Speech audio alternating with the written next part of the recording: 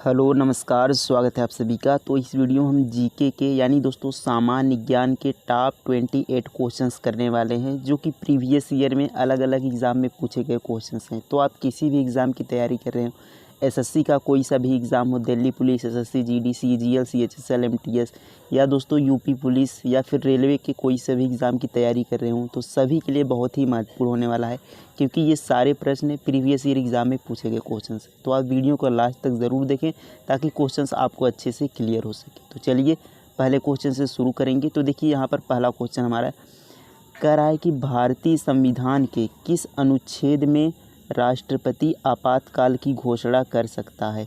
तो कौन सा अनुच्छेद है जिसमें राष्ट्रपति आपातकाल की घोषणा कर सकता है। तो देखिए इससे संबंधित आपको 3 अनुच्छेद याद रखने हैं। तो इसका जो राइट आंसर होगा ऑप्शन नंबर डी 352, यानी दोस्तों अनुच्छेद 352 के तहत राष्ट्रपति आपातकाल की घोषणा कर सकता है। तो आपको 2 अनुच्छेद और याद करने हैं यहाँ पर, 356 और 360। तो देखिए 356 में ये हो जाता है राष्ट्रपति शासन।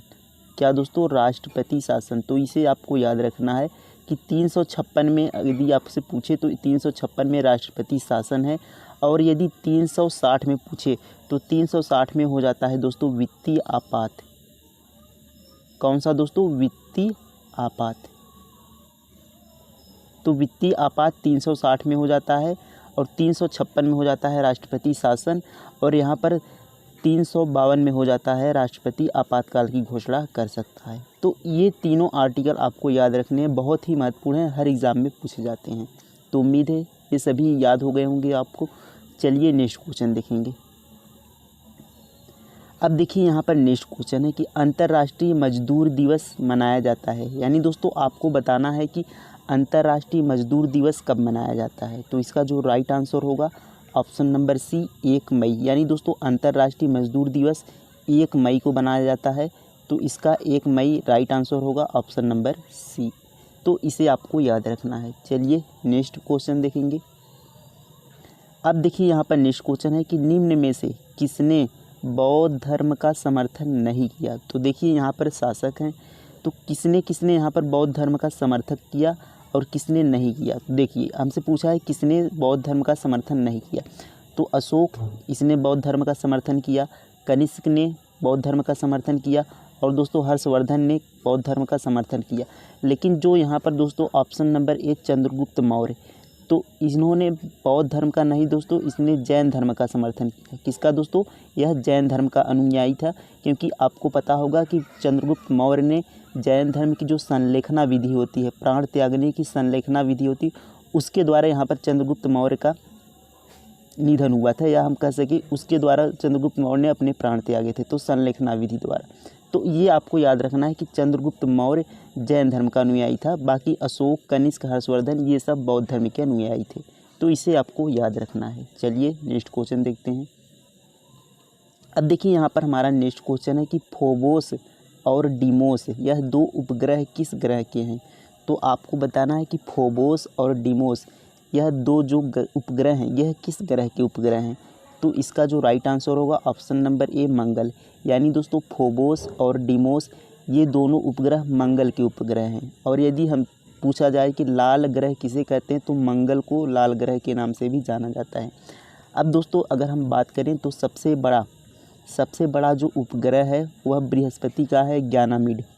ज्ञानामीड सबसे बड़ा उपग्रह है जो कि बृहस्पति का है, ज्ञानामीड। इसे भी आप याद रखेंगे। और शनि के उपग्रह की बात करें तो दोस्तों टाइटन क्या है, ये शनि का उपग्रह है टाइटन।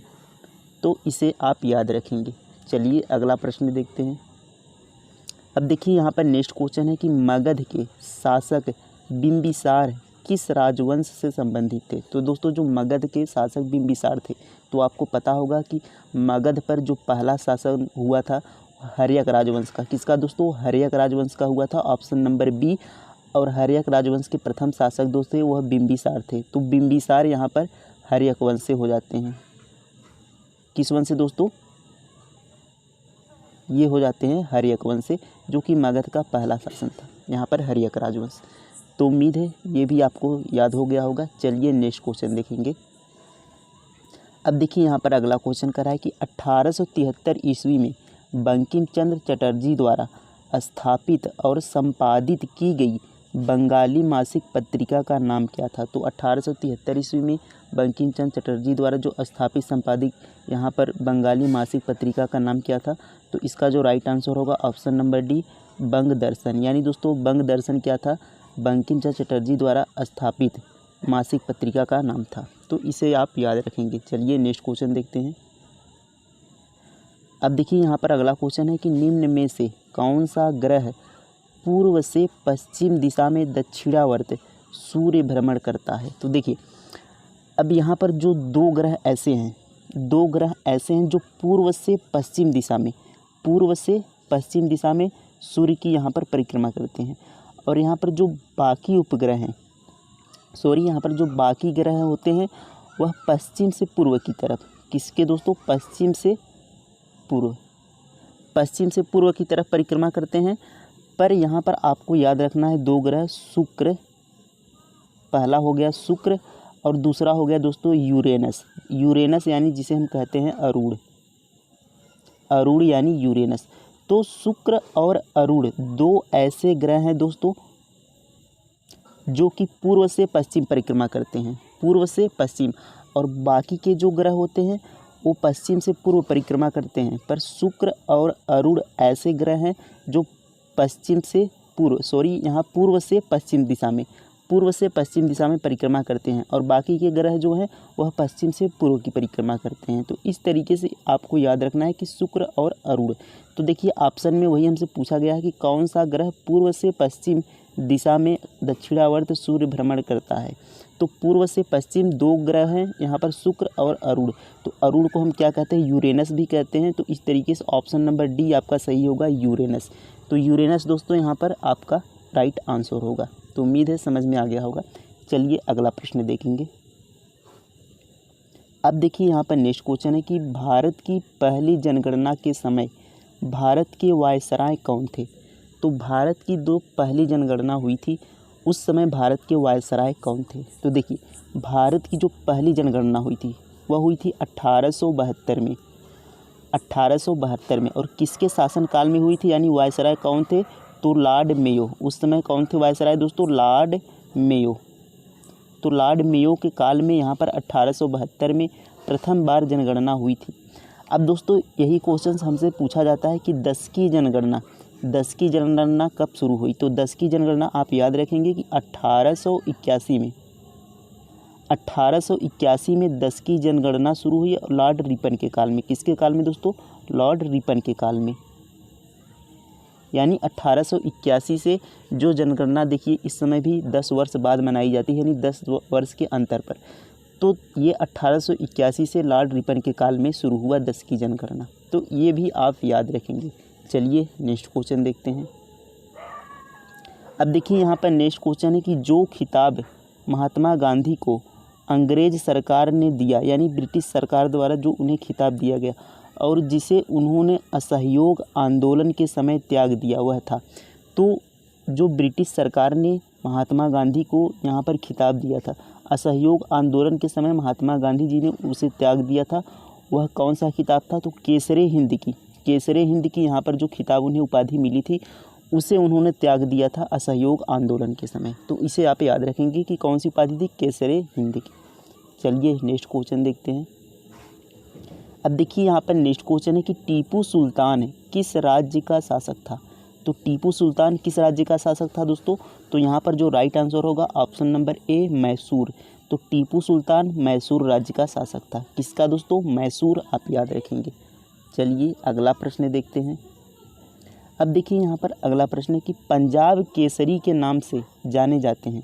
तो किसे पंजाब केसरी के नाम से जाना जाता है। ऑप्शन है दोस्तों यहाँ पर लाला लाजपत राय, सरदार बलदेव सिंह, राणा रणजीत सिंह, भगत सिंह। तो इसका जो राइट आंसर होगा option number A, Lala Lajpat Rai को पंजाब केसरी के नाम से जाना जाता है। तो आप याद रखेंगे कि लाला लाजपत राय को पंजाब केसरी के नाम से जाना जाता है। चलिए अगला प्रश्न देखते हैं।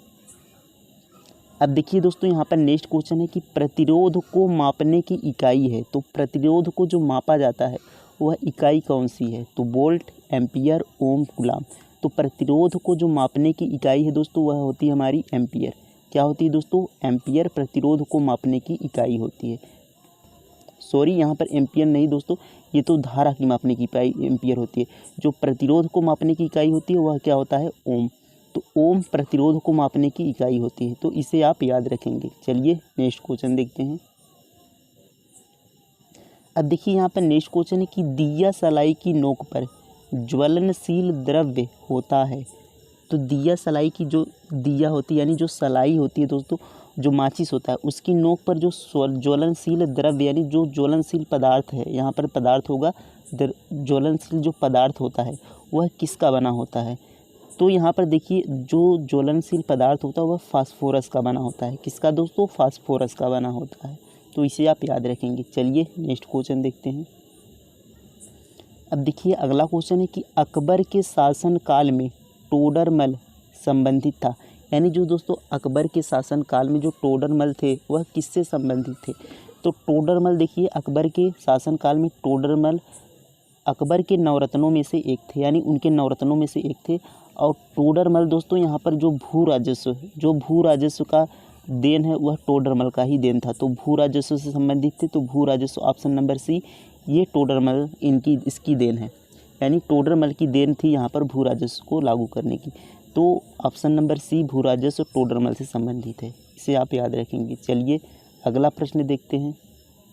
अब देखिए अगला प्रश्न है कि चाणक्य को और किस नाम से जानते हैं? तो दोस्तों चाणक्य को हम यहाँ पर समुद्रगुप्त, कुमारगुप्त, अमरगुप्त, विष्णुगुप्त, तो चाणक्य को कौटिल्य भी कहते हैं दोस्तों, और चाणक्य को यहाँ पर विष्णुगुप्त के नाम से भी जानते हैं। चाणक्य को इसको नाम से विष्णुगुप्त के नाम से।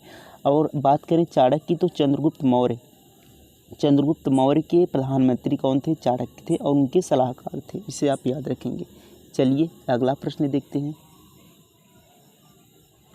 भारत की पहली जनगणना के समय भारत के वायसराय कौन थे? तो ये क्वेश्चन देखिए रिपीट हो गया है, जो कि मैंने अभी बताया कि 1872 में भारत की पहली जनगणना हुई थी, और उस समय जो वायसराय थे वह लॉर्ड मेयो के काल में हुआ था। तो लॉर्ड मेयो आपका इसका आंसर हो जाएगा।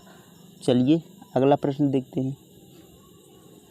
देखिए नेक्स्ट क्वेश्चन है कि निम्न में से कौन सी नदी का उद्गम पश्चिमी घाट से नहीं है? पश्चिमी घाट का दोस्तों मतलब यहाँ पर देखिए इस तरीके से हमारा इंडिया का मैप होता है। अब देखिए जो इस साइड यहाँ पर गुजरात, महाराष्ट्र, केरल, कर्नाटक, इस साइड जो होते हैं तो उसे हम पश्चिमी घाट कहते हैं, और यहाँ इस साइड इसे पूर्वी घाट कहते हैं। तो वही हमसे यहाँ पर पूछा गया है कि कौन सी नदी का उद्गम पश्चिमी घाट से नहीं है, यानी इस दिशा से यहाँ से नहीं है इस नदी का उद्गम। देखिए कृष्णा नदी ये महाबलेश्वर से निकलती, यानी महाराष्ट्र से। तो कृष्णा नदी महाराष्ट्र से, तो महाराष्ट्र हमारा इसी यहाँ पर इसी साइड है पश्चिमी घाट की तरफ। तो ये हमारा दोस्तों कृष्णा नदी पश्चिमी घाट से निकलती है। अब देखिए कावेरी, तो कावेरी नदी हमारी दोस्तों ये कर्नाटक और यहाँ पर केरल साइड बहती है। तो कर्नाटक केरल साइड, तो ये देखिए ये भी क्या है, कर्नाटक हमारा इसी साइड है, तो ये भी हमारी क्या हो गई, पश्चिमी घाट से हो गई।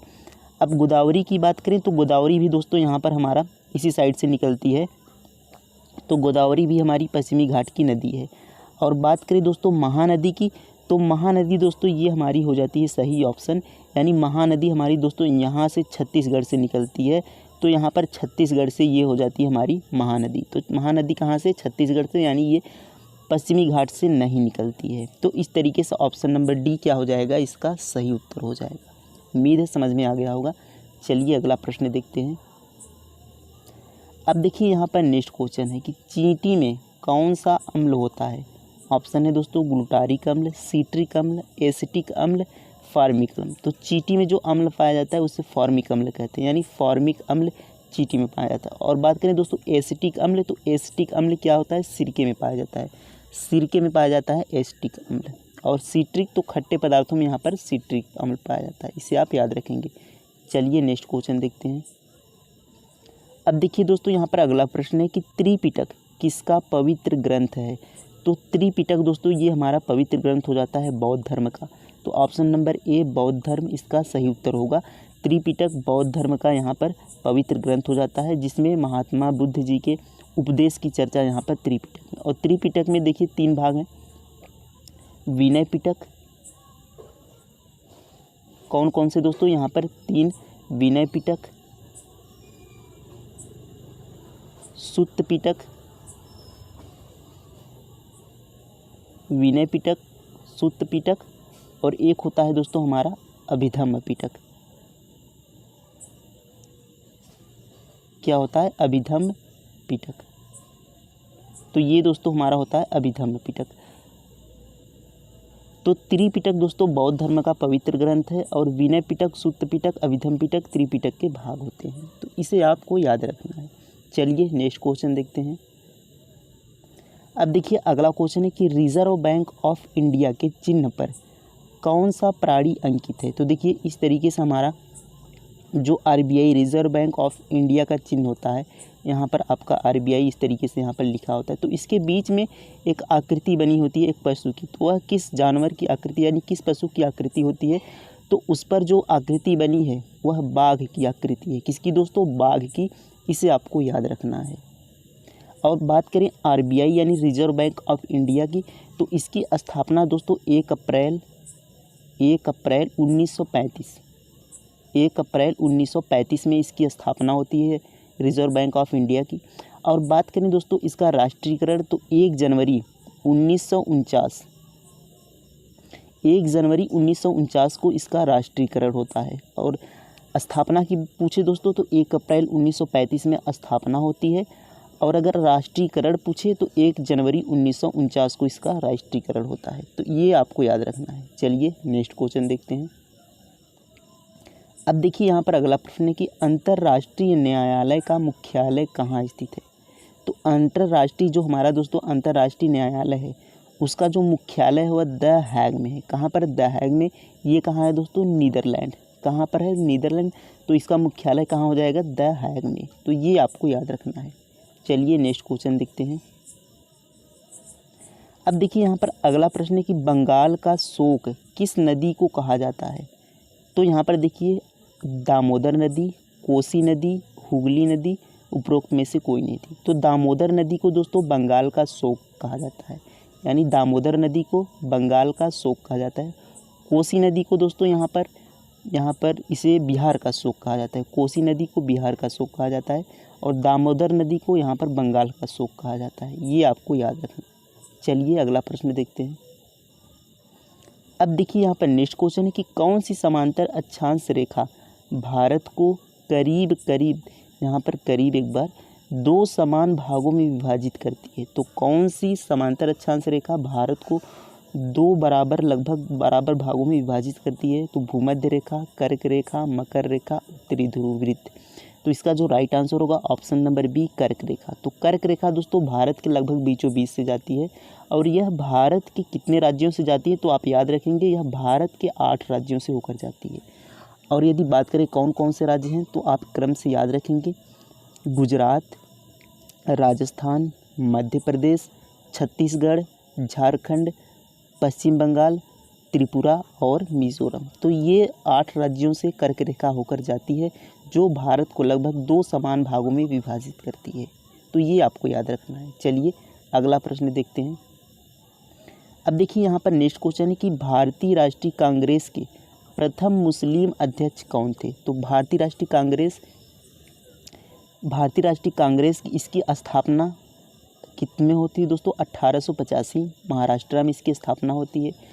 और अगर बात करें कि इसके संस्थापक कौन थे, तो सर ए ह्यूम इसके स्थापना करता थे यानी स्थापक थे।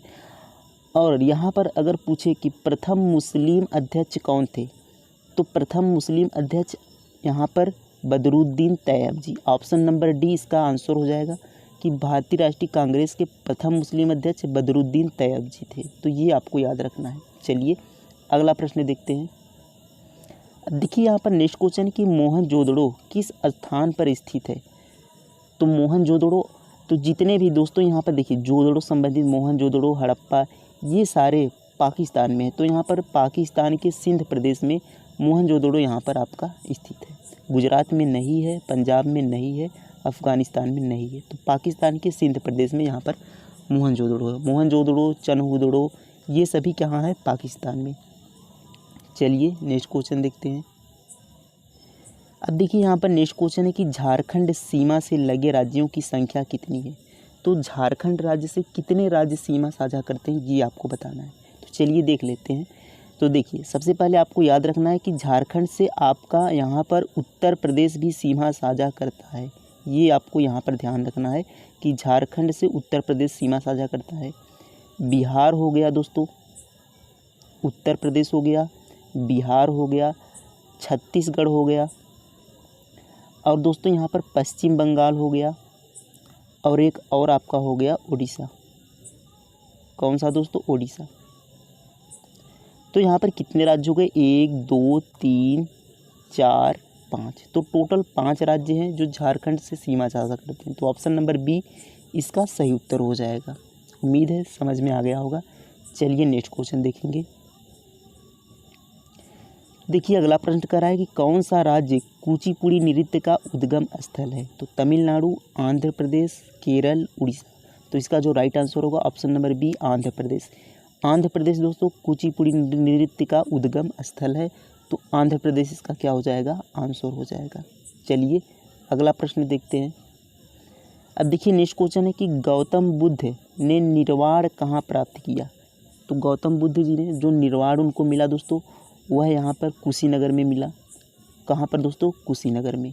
और प्रथम उपदेश की बात करें तो गौतम बुद्ध जी का प्रथम उपदेश सारनाथ में दिया था। ये आपको याद रखना है। तो दोस्तों हमारे सारे क्वेश्चंस कंप्लीट होते हैं। तो वीडियो कैसा लगा दोस्तों कमेंट में ज़रूर बताइएगा। और ये सारे क्वेश्चंस एग्ज़ाम में पूछे गए क्वेश्चंस थे जो आपके अलग अलग एग्ज़ाम में पूछे गए हैं और आने वाले आपके जितने भी एग्ज़ाम हैं सभी के लिए बहुत ही महत्वपूर्ण हैं। तो कमेंट में ज़रूर बताइएगा दोस्तों कि वीडियो कैसा लगा। थैंक यू, धन्यवाद। मिलते हैं नेक्स्ट वीडियो में।